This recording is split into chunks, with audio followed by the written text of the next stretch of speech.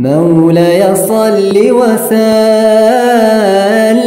دائما أبدا على حبيبك خير الخلق كلهم. Au nom d'Allah, le tout miséricordieux, le très miséricordieux. Louange à lui et que les prières ainsi que la paix soient sur son messager. Y a-t-il, oui ou non, de l'inégalité entre l'homme et la femme dans les textes islamiques?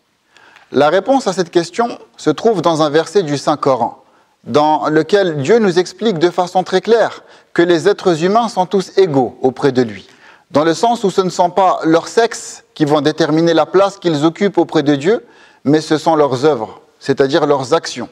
Et peu importe qu'on soit un homme ou une femme, il nous dit dans le Coran « Man amila salihan min dhakarin aw untha wa huwa mu'min falanuhyiyannahu hayatan tayyiba wa lanajziyannahum ajrahum bi ahsani ma kanu ya'malun » Ce que l'on pourrait traduire par « Quiconque, mâle ou femelle, fait une bonne œuvre tout en étant croyant.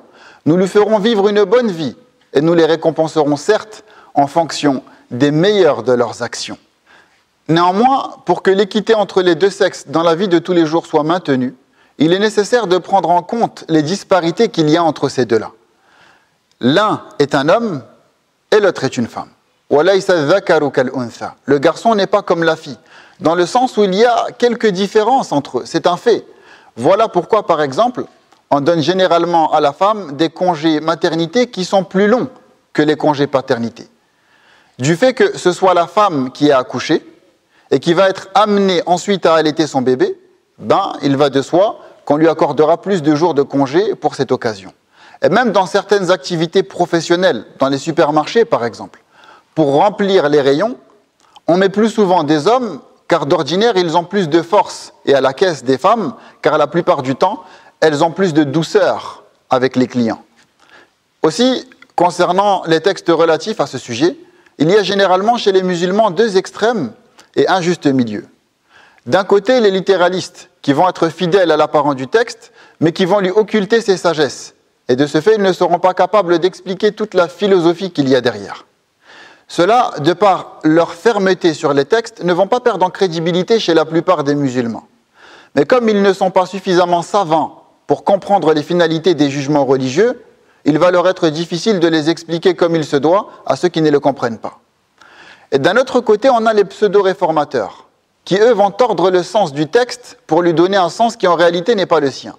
Et ensuite, ils vont lui imputer certaines sagesses qu'ils auront eux-mêmes inventées. Ces derniers, quant à eux, vont perdre toute crédibilité auprès de beaucoup de musulmans, mais ils vont réussir à intéresser un autre public.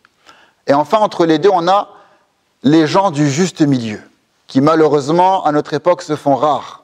Ce sont ceux qui vont rester fidèles au véritable sens des textes, tout en étant capables de faire comprendre leur finalité. Et c'est cette ligne de conduite que nous, les musulmans, on se doit d'adopter. Donc la vidéo touche à sa fin. Abonnez-vous à la chaîne YouTube, c'est un soutien pour nous. À bientôt pour d'autres vidéos. Que la paix et la miséricorde d'Allah soient sur vous.